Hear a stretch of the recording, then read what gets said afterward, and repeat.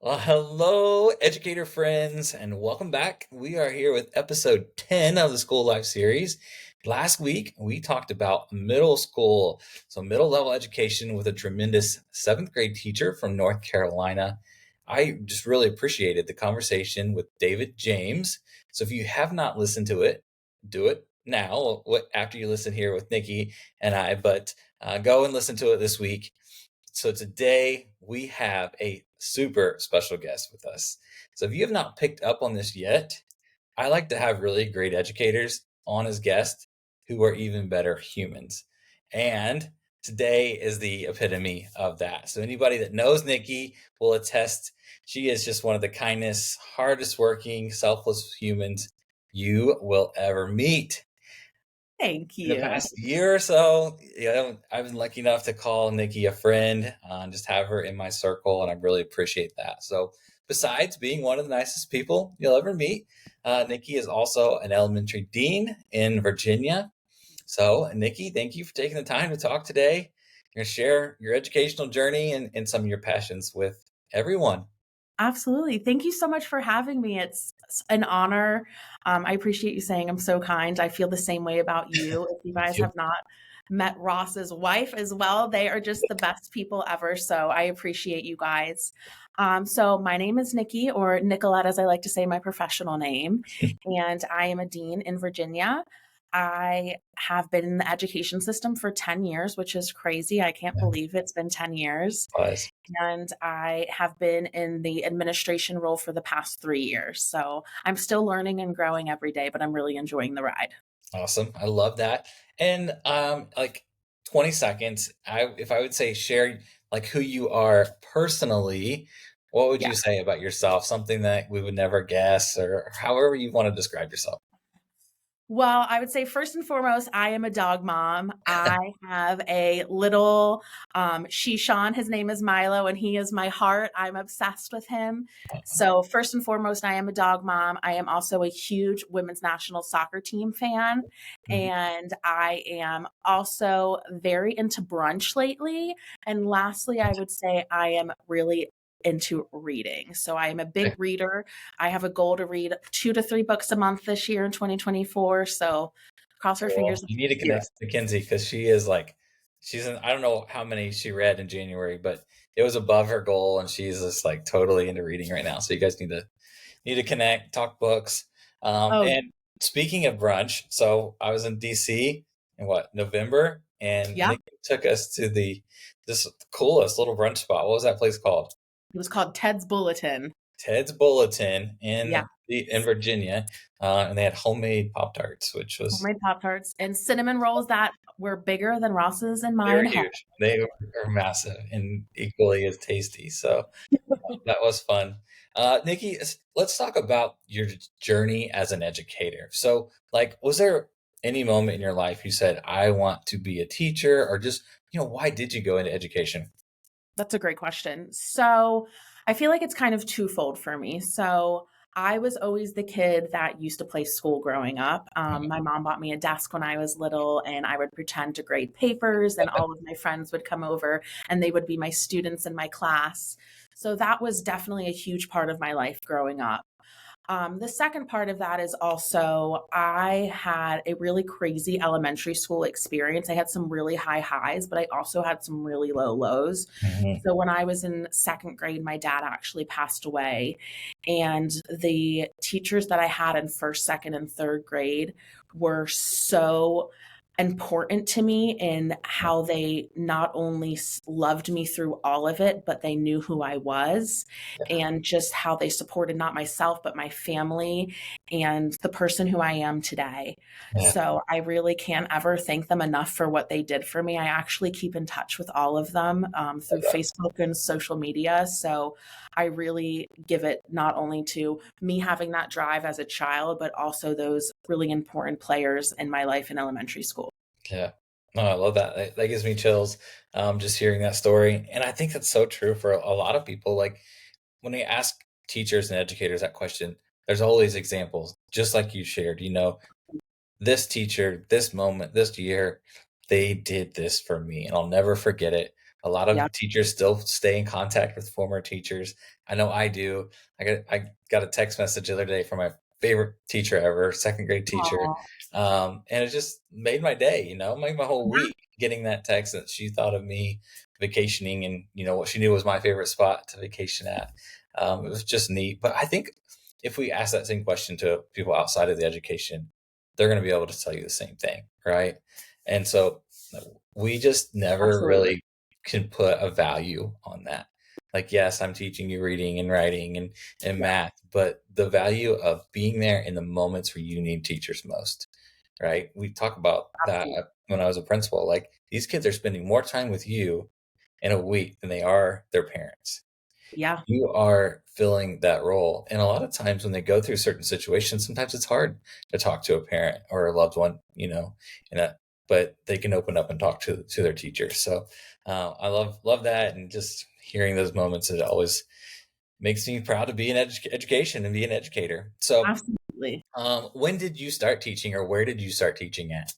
So I started teaching in Loudoun County, which is in Virginia. We're like right outside of DC area. So it's actually kind of weird. In Virginia, you cannot major in education. So all of the programs that you do, they are 5-year master programs. So after I Mhm. graduated, I stayed for a 5th year, and it's really intense. And you do a whole half of a year student teaching in 2 different sections. So Yeah. after that, I came in and I taught 3rd grade. And I always tell people I always thought I was going to be a kindergarten or a 1st grade teacher. That was my heart. I love those little guys.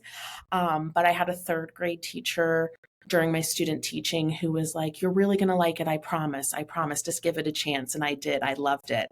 Mhm. So when I had the opportunity to get a 3rd grade position, I was like, here we go. But yeah, I love third grade, third and fourth grade. You're not teaching them how to read anymore.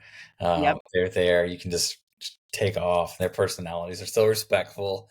They still are little sponges, but you can have some conversations with them, a little deeper level conversations. So Yeah. that's cool. And now you are a dean, like we shared in your intro. So what led you into administration? I know why you're a great leader, but share with us what led you into administration. So I was teaching and I was in the classroom for about 5 years. And I was kind of at this point where I was loving the effect that I was having in my classroom on my 25 to 28 students. Mhm. But I also saw the bigger picture at my school and how I could make that impact greater than just inside my 4 walls in my classroom. Yeah. I also found myself in a lot of leadership roles without even realizing. I was team leader. I was getting called to go to presentations that are, you know, at our county level. Mhm. And I was like, maybe I can do this. And my principal at the time really pushed me. She's like, you can, like, this is your calling. So I did another graduate level program. And then within a few years, I actually got a job. I made the decision though, knowing that I was okay if I didn't go back into the classroom. I never wanted to leave and not be okay with not going back, because you never know what's gonna happen. You never know where this journey is gonna take you. Yeah. No, that's good, and that's why we're such good friends, is we have that same philosophy and outlook, and you've heard me talk about the Yeah, impact before. Like, it's never about a status or a position, it's about the impact, and my absolutely. journey was similar to yours. Like, I never wanted to have the nameplate on my desk that said principal. No, I just wanted to make a bigger impact on kids, and naturally, it happened by taking lead positions around the school and presenting and just kind of stepping up where there was a need, not necessarily stepping up because I wanted to go somewhere in the status. And absolutely. I think that's so important for aspiring administrators to hear, and hear from young people like us that have been in these positions, that like, don't chase the position, chase the impact. And Absolutely. doors will open. Genuine doors will open too. When you're forcing doors to open, a lot of times they're not the right ones. So Absolutely. And the right doors will open, because, you don't wanna just have a title because it's at a school where you're an assistant principal or a principal or a dean. Like, that's fantastic, but you have to be happy where you work and the people that you're surrounding yourself yeah, with. right. or your life's going to be miserable, and probably Yes. everybody else around you too. So no, that's good. So what kind of leader would you say you are? I have an idea, but I want to hear it from you. So I would say that I am a teacher leader. I always make sure that my teachers are at the forefront of every conversation I'm having and always in the forefront of my mind. And the kids are always put first as well. Yeah, When I think about it and put it into like terms, I would say I am a player's coach, not a league coach. yeah, I want to make sure that I am there supporting those people who have their boots on the ground, and I'm going to be standing right alongside with them each and every day. yeah. We're going to talk more about that here in a few minutes on our open floor because I want to hear, some of your strategies with that because I think when you do that right, then your school, your building, your organization is going to go farther than you can ever imagine. So, um, while we're on the topic of leadership, I want to hear because I think aspiring principals need to hear this as well. What it's really like in those trenches. Just give us a day in the life of you. Oh man, that's a hard question. Yeah. Each and every day really is such a different journey. I will say, I always tell people I feel like I live 10 days in one. Sometimes I cannot believe that by the time I get to 2:15, what I've done in one day.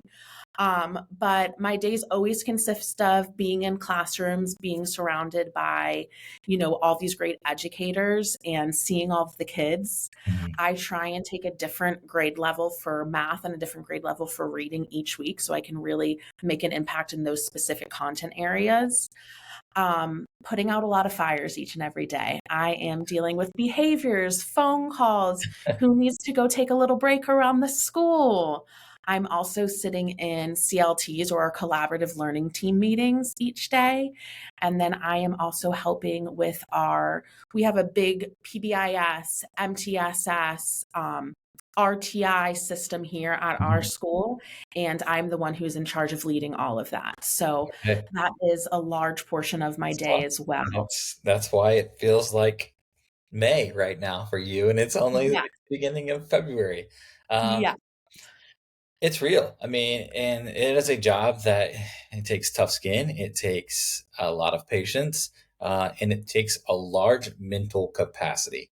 And I've Yeah. tried to explain that to aspiring principals, and they're like, "What are you talking about?" I'm like, the amount of decisions that you make in a day that impact people in their lives is astonishing. And I Yeah. really didn't see that until I stepped out of it. And now that I'm in my role here with School of Life, like I remember when I first started, I was just like, I felt like I had all this time to do things, creative things, and I in the evenings I was able to sit down and play with my kids and not be like distracted or just wore out mentally. Um, and I realized why that was the case for so long when I was a school principal. And so, and again, though, it's one of the best jobs ever because you get to make Absolutely. the greatest impact that you possibly can. And if you're doing it right, like kids are going to remember you for a Mhm. lifetime, and Absolutely. that's such a special feeling. So, Well, and it's keep important yeah, go ahead. too. I was going to say it's important too because where we are who they see when they walk into the building every day. We are who they see walking around the halls. And I always never wanted to be the leader where they saw me and they would get scared and run Yeah, the other way. I wanted to be the leader where they run up to me and hug me. It was so sweet. This little kindergartner today, he's been having a rough go at it the past few weeks. And he ran up to me today in the hallway. He said, Miss P, I just love you. I'm so glad to see oh, you. And it just melted my heart. And I was like, it's paying off. yeah, The work is hard, but it's important work. And I'm it is. making that lasting Yeah, impact. and definitely, I think with administration, like you don't see it in and day out, like your wins, but you see those glimpses of wins, periodically. And when that kid comes back in 3 years and says thank you, or 10 Yeah. years maybe, and says thank you, and you get to see your harvest then it's so rewarding. But yeah, I remember because I was with you, I was the principal that you're going to see me in a positive light and you're going to Yeah. see me everywhere, right? I remember I Yeah. had this one little guy, and it kind of became a joke after a while. He'd be like, Mr. Braun, how many Mr. Brauns are there? Because you're everywhere. I saw you this morning at buses. I saw you in the cafeteria. I saw you in my gym class. I was like, I would just use like the Mr. Deeds line, I'm very sneaky. I'm Never know. everywhere. So you never Absolutely. know where you're going to find me. And I might be watching you on the cameras when I'm not right here too. Oh, yes. I always tell them that. Hey, right there. You can see I'm Yeah. watching. So, next question here. Love this question that I ask every episode, but who has influenced you either in your personal life, professional life, both? You can answer that however you'd like. Okay. So I'm going to do one for each. Is that okay? Absolutely. So in my personal life, I would say definitely my grandma. My grandma is a wonderful, beautiful human who has really helped foster my confidence in myself. I'm not a shy and meek person on the outside, but on the inside I can kind of feel that way. And she's always encouraged me to just be myself. She tells me I'm funny, I'm beautiful, I am the best. She sends me text every morning, I love you, you're the best, most beautiful granddaughter ever. So those things are so little, but they're so impactful for me. And I'm 32 now and she still does it. So I cannot ever thank her enough for the lasting impact that That's she's cool. had on me. Everyone needs somebody like that in their life, just Oh yeah. in their corner, lifting them up. So Oh yeah. good. So I would definitely say her in my personal life. And then in my professional life, I would say my first, second, and third grade teachers, those women that were there with me through Yeah. those really tough times. Um, I can never thank them enough for what they did for me. My first grade teacher was just such a bright, shining light to me, and she knew me before and after. And I actually had the honor of working with her at the Oh, school that I'm currently at for the past 5 years. And being able to work with someone who helped foster me when I was a little girl and I couldn't read anything. She would cry every oh, time I would get up and present in front of the staff, and she was always so proud of me. yeah. Just the texts that she'll send me every once in a blue moon, they really do have that lasting impact. So I would say definitely those teachers for me. Yeah, no, that's cool. And I was thinking that when you were talking, like if I had her on and said, like, tell us about Nikki, I'm sure she would go on and on just how proud she is of you and see how far you've come, both personally and professionally, and where you're at now. So cool. Thank you for sharing that. The next question: what has been a game changer or a hack for your school life? For me, the cameras were a big one. I could watch a kid that I knew was a little squirrely or maybe that wanted to venture around the hallways. I could watch him from my phone or computer and see where he was at. But how about you? Um, so I would say the number one thing for me would be streamlining. So Hmm. when I came into this role, there were a lot of systems and protocols and procedures that were being followed, but they weren't being followed with fidelity and Okay. they weren't being followed well by all members of our school community because they were confusing. I was confused when I was a teacher here and I couldn't figure it all out. So, the number one hack I would say as a leader, just streamline everything to make it as easy for them as possible. I love that because I have seen and witnessed this. I'm actually doing some consult work right now for a district that has some amazing initiatives. They have too many amazing initiatives that are just kind of falling, and then none of them are working well, right? So I'm like, okay, we need Yeah. to streamline these because like four of them actually could go in this one channel and Yes. it worked really, really well. So just that science of implementation can go a long way. The fidelity is a big thing too. Like if we're going to do it, we're going to do this right, and we're Absolutely. going to see it through because it could have a big impact. And if it doesn't, then we need to look at that. What's the next thing or what went wrong? And so, great. All right, we're going to open it up. This is the open floor. So you talked already a little bit about this that you are a teacher first kind of leader, Mhm. which we need more of in our education system today. We need more leaders like you. And so, share with us some examples, what this looks like for you at your school, and what advice you would give, to leaders that may be struggling with this. Because for some people, it comes really naturally, right? For Mhm. others, they have to work at it. And so, the floor is yours. Let's talk about it. Absolutely. So I think first and foremost, anytime I sit in a meeting where I'm not with a group of teachers that are serving in our community, I always want to make sure that I have their voices in the back of my head. So if they were sitting here alongside of me, would this be something they would be able to take onto their plate? Their plates are so full. I never want to be putting that one thing is that's going to help topple it over. So, for example, we started a new math intervention program this year here at my school. Okay. And it was a really big undertaking. I think that it's going to be really impactful, Mhm. but there's also a lot of prep and work that goes with it. And I couldn't allow my teachers to be able to spend all those extra time when they already have the curriculum for the grade level that they have to teach. So we made an entire library of all of the materials for this math intervention to just take it off their plate for them. So now they come, they check everything out that they need, Right. even the little pieces to do the math games, and they take it back to their classroom and it's one less thing on their plate. Yeah. Or we also have a reading SOL, which is our standardized of learning test that we give at the end of the year. And myself, along with our two reading specialists last year, we planned the entire unit out so they don't have to worry about it. You guys worry about getting through your curriculum.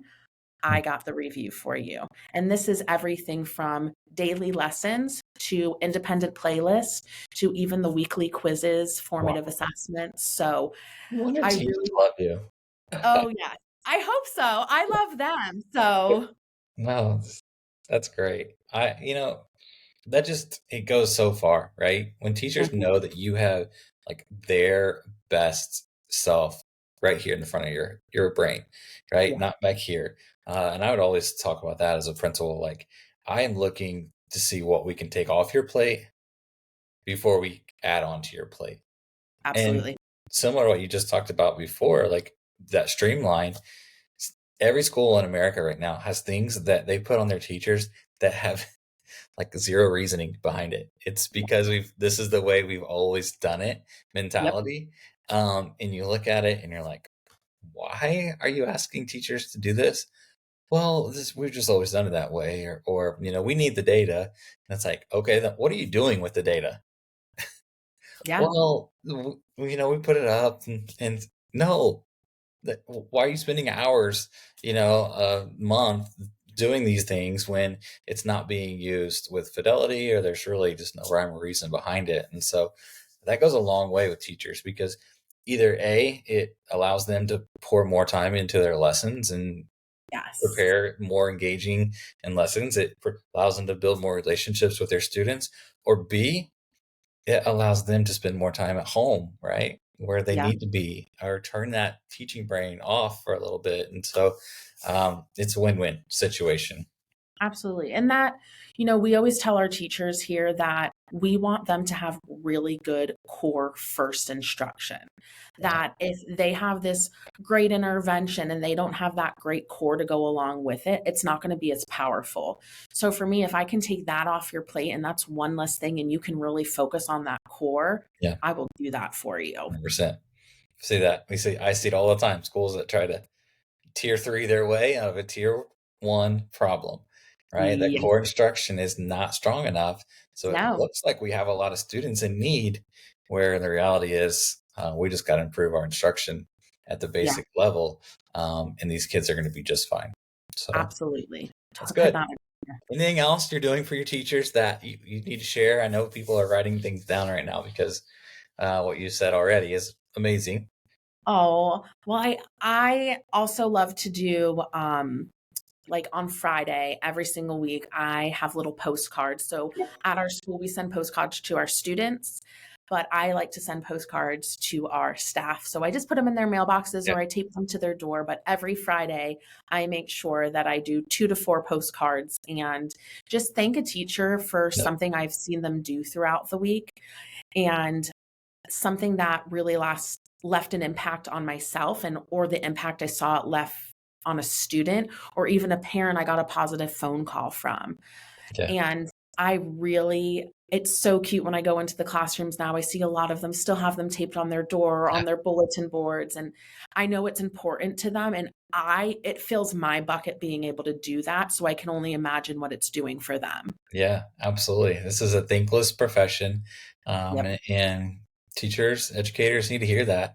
And so when they can hear it from people like you, that's in, I wouldn't say a position of power, but right, a position Mhm. of authority, then to know that, hey, one, you noticed it, you saw it, and two, you're going to take your time to recognize it is really powerful. So yeah, that is one of the things I'm working on now is, Yeah. we're the brag tag company of School Life is I'm Yes. working with a few districts to design brag tags for their staff. Like, let's recognize these people that are going above and beyond, and maybe simple, but let's just let them know that, hey, you're doing a great job, and this is what we're looking for as a I district and love as a building. And so it's been fun to work with some districts and design these tags for their teachers and staff, and just give them some recognition that they deserve.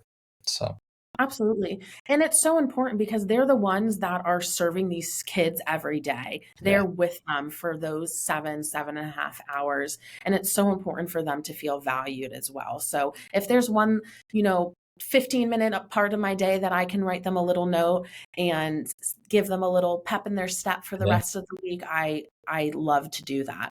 take it. I also wanted to mention, so our staff lounge was our Oh, meeting place for so many years, we and Nikki and I presented together last year, right? oh, At Get Your Lead yeah, On Nationals, and I remember this being part of our coaching your culture session. So yeah, talk about it. yeah, so it was the island of misfit toys in there. I mean, our table literally went like this. Oh We yeah, couldn't sit in the middle of it. We didn't have working microwaves, like one worked, one didn't. And it was sad. You would go in there and it was not a happy, joyous place to be. So I spent a lot of time over the summer and we got a little team together and we painted it. A fresh coat of paint can make a whole place change. We also worked with some local businesses and our PTA to get some new furniture in there. My mom works for a great company that was actually redoing their offices at the time and their yeah, conference rooms. So we gladly took the chairs that they were going to put in the trash yeah. and took them all over to the school. And that was a project 2 years ago. And then this past summer, we noticed the same thing with our meeting room Hmm. because we're having meetings in there and we're doing really important work in there. And we wanted it to be powerful and we want it to be a place for us to be joyful, but also do that hard work. Yeah, So we every month I order snacks with our PTA and I made sure that it's colorful. I put pictures of us and I want to make it comfortable for everybody. yeah. I love that, and it's just that collaborative, space that says, this is us, this is who we are, and we're going to do great work in there. And so, um, your office is that way. I can tell, in the background. And my office at my school was the same way, and I've tried to create my office here at home, very similar. Because if I want to do passionate work that's going to make an impact, I got to feel that right in the presence. And so it can go a long way. Like you said, a coat of paint can go a long way. So, Oh, yeah. And I well, love a little organization too. oh Like yeah, if everything has to have a home, I always tell the teachers here that if you need something with a label, I would love to come in there and do it for you. I'll bring my label maker. Please. I will bring every laminating pouch. I have two laminators. I have a paper slicer. I will be there. That's awesome. Love it. Well, thank you for that advice. And seriously, if people have questions, reach out to you, because Yep. um, this is impactful work. And like I said before, our education system needs more teacher leaders, teacher first leaders. Um, all right, we're going to wrap up with two things I always ask. I love these two. What advice do you give to educators who are either entering this crazy world of education, or maybe they're 25-year-old vets?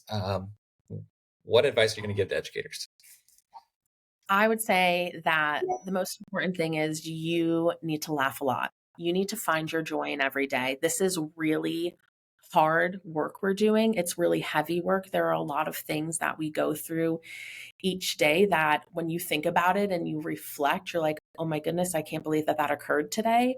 Yeah, But there is good and there is joy in every single day. So I always tell people make sure that you remember those things and you can't make the negativity outweigh it. And if it starts to do that, then we need to take a step back and make some adjustments to make sure that we are still finding that joy in each and every day. I love that. Yeah. And that's important is seeing it, realizing that joy is gone and what adjustments do we need to make. Yeah, And it could just be a absolutely. change of scenery, a change of grade level. So, Absolutely. and then what advice do you give your students? I always tell them that they're here and their job is to be the best them that they can be. Mm, And I want them to put forth their best effort. And we're going to make mistakes along the way, but we're going to learn from those mistakes and we're going to grow from them. And by the time you leave here, I want to make sure that you have the best 6 years in elementary school that you could have had. yeah, I love that. Love that. And a lot of kids don't have that at home, maybe, and they just don't see that. And so hearing it from someone like you that says, "Hey, we're just going to try our hardest every day, right? One foot in front of the other." It goes a long Yeah, way. So seriously, Nikki, we're right at absolutely. 30 minutes. We timed this out. This was great. Woo! So perfect. I was a little nervous, I'm not gonna lie, because you and I can talk. Luckily, we talked We for 30 can. minutes before we started recording. Um, but but yeah, you and I can talk, that's for sure. But we stayed right there at our time. So Look at hey, thank you. professional. Yeah, we are. That is true. Seriously, thank you so much for all you do for education. Thank you for just being a positive light for so many kids in your school building, and for those teachers that are working with you as well. So, anything else you want to share? No, I just can't thank you enough for having me, and thank you for thinking of me. I just adore you, so I was happy to be able to come and serve another community. There we go.